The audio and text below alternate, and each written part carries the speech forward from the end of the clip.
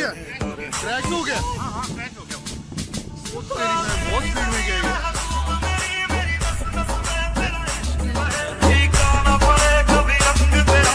Breaking news आपको भी इस्लामाबाद से, जहां पर पाक फजाइया का लड़ाका तैयारा F-16 गिरकर तबाह हो गया है। तर्जुमान के मुताबिक पाक फजाइया का तैयारा 23 मार्च की रिहर्सल के दौरान गिरकर तबाह हुआ है।